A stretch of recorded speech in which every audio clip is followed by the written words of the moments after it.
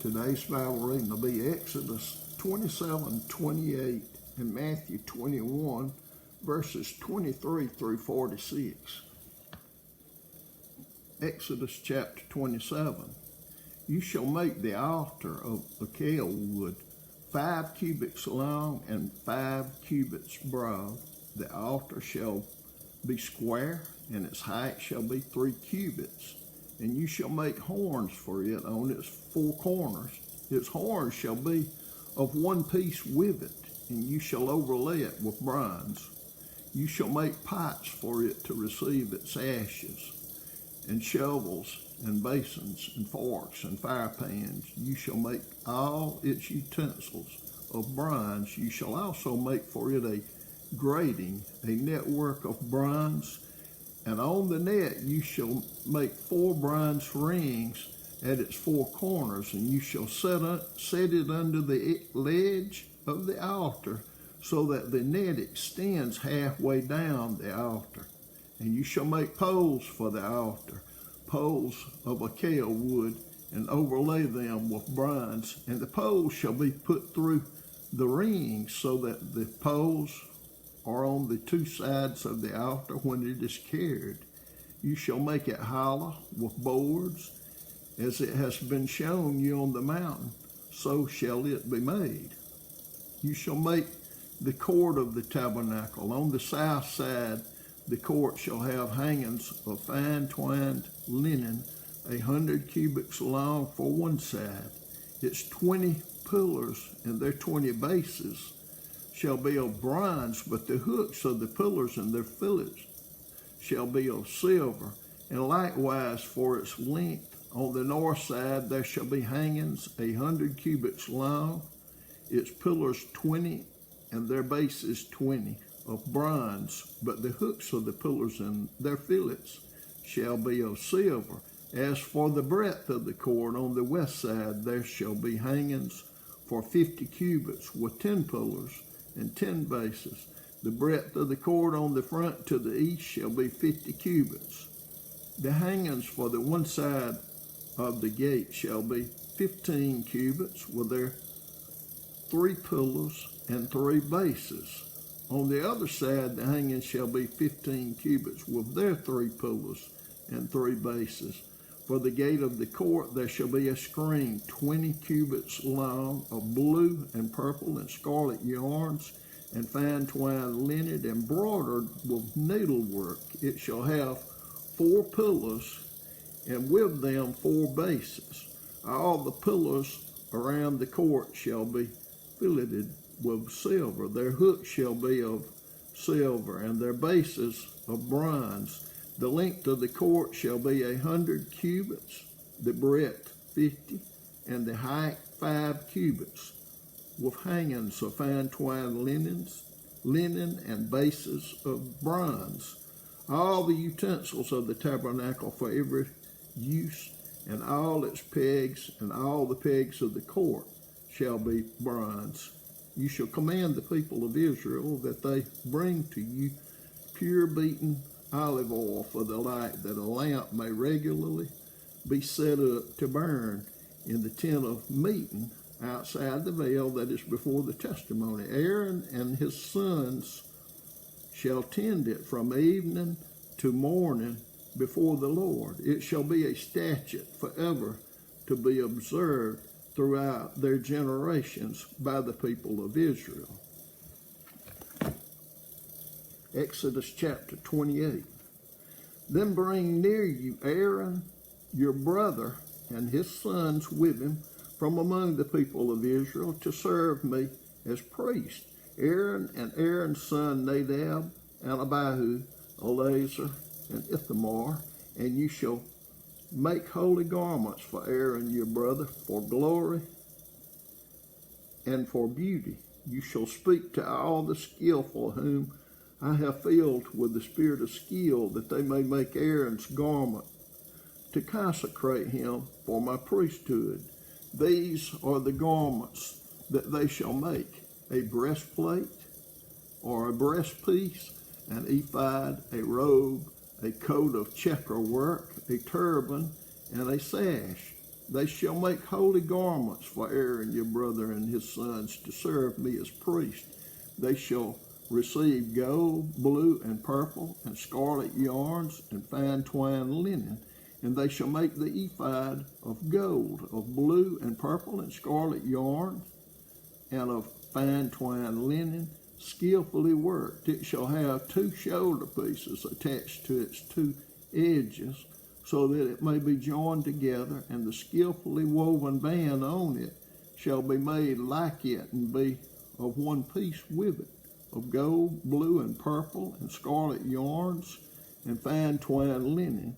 You shall take 2 onyx stones and engrave on them the names of the sons of Israel, 6 of their names on the one stone, and the names of the remaining 6 on the other stone, in the order of their birth. As a jeweler engraves signets, so shall you engrave the 2 stones with the names of the sons of Israel. You shall enclose them in settings of gold filigree, and you shall set the 2 stones on the shoulder pieces of the ephod as stones of remembrance for the sons of Israel. And Aaron shall bear the names before the Lord on his 2 shoulders for remembrance. You shall make settings of gold filigree and 2 chains of pure gold twisted like cords, and you shall attach the corded chains to the settings.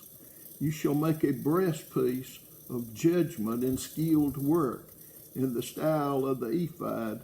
You shall make it of gold, blue, and purple, and scarlet yarns, and fine twined linens shall you make it. It shall be square and doubled, a span its length, and a span its breadth. You shall set in it 4 rows of stones, a row of sardius, topaz, and carbuncle shall be the first row, and the second row an emerald, a sapphire, and a diamond, and the third row a jacinth, an agate, and an amethyst, and the 4th row a beryl, an onyx, and a jasper. They shall be set in gold filigree. There shall be 12 stones with their names according to the names of the sons of Israel. They shall be like signets, each engraved with its name for the 12 tribes. You shall make for the breastpiece twisted chains like cords of pure gold, and you shall make for the breastpiece 2 rings of gold, and put the 2 rings on the 2 edges of the breastpiece. And you shall put the 2 cords of gold in the 2 rings at the edges of the breastpiece. The 2 ends of the 2 cords you shall attach to the 2 settings of filigree, and so attach it in front to the shoulder pieces of the ephod. You shall make 2 rings of gold, and put them at the 2 ends of the breastpiece on its inside edge next to the ephod. And you shall make 2 rings of gold, and attach them in front to the lower part of the shoulder pieces of the ephod at its seam above the skillfully woven band of the ephod. And they shall bind the breastpiece by its rings to the rings of the ephod with a lace of blue, so that it may lie on the skillfully woven band of the ephod, so that the breastpiece shall not come loose from the ephod. So Aaron shall bear the names of the sons of Israel in the breastpiece of the judgment on his heart when he goes into the holy place, to bring them to regular remembrance before the Lord. And in the breastpiece of judgment you shall put the Urim and Thummim, and they shall be on Aaron's heart when he goes in before the Lord. And Aaron shall bear the judgment of the people of Israel on his heart before the Lord regularly. You shall make the robe of the ephod all of blue. It shall have an opening for the head in the middle of it, with a woven binding around the opening, like the opening in a garment, so that it may not tear. On its hem you shall make pomegranates of blue and purple and scarlet yarns around its hem, with bells of gold between them, a golden bell and a pomegranate, a golden bell and a pomegranate around the hem of the robe. And it shall be on Aaron when he ministers, and its sound shall be heard when he goes into the holy place before the Lord, and when he comes out, so that he does not die. You shall make a plate of pure gold, and engrave on it like the engraving of a signet, holy to the Lord, and you shall fasten it on the turban by a cord of blue. It shall be on the front of the turban. It shall be on Aaron's forehead, and Aaron shall bear any guilt from the holy things that the people of Israel consecrate as their holy gifts. It shall regularly be on his forehead, that they may be accepted before the Lord. You shall weave the coat in checker work of fine linen. You shall make a turban of fine linen, and you shall make a sash embroidered with needlework. For Aaron's sons you shall make coats and sashes and caps. You shall make them for glory and beauty, and you shall put them on Aaron your brother, and on his sons with him, and shall anoint them and ordain them and consecrate them, that they may serve me as priests. You shall make for them linen undergarments to cover their naked flesh. They shall reach from the hips to the thighs, and they shall be on Aaron and on his sons when they go into the tent of meeting, or when they come near the altar to minister in the holy place, lest they bear guilt and die. This shall be a statute forever for him and for his offspring after him. Matthew chapter 21, verse 23 through 46.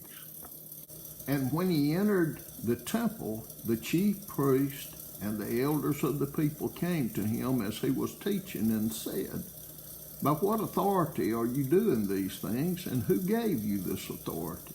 Jesus answered them, I also will ask you one question, and if you tell me the answer, then I also will tell you by what authority I do these things. The baptism of John, from where did it come? From heaven or from man? And they discussed it among themselves, saying, If we say from heaven, he will say to us, Why then did you not believe him? But if we say from man, we are afraid of the crowd, for they all hold that John was a prophet. So they answered Jesus, We do not know. And he said to them, Neither will I tell you by what authority I do these things. What do you think? A man had 2 sons, and he went to the first and said, Son, go and work in the vineyard today. And he answered, I will not. But afterward he changed his mind and went. And he went to the other son and said the same. And he answered, I go, sir, but did not go. Which of the 2 did the will of his father? They said, the first. Jesus said to them, Truly I say to you, the tax collectors and the prostitutes go into the kingdom of God before you. For John came to you in the way of righteousness, and you did not believe him, but the tax collectors and the prostitutes believed him.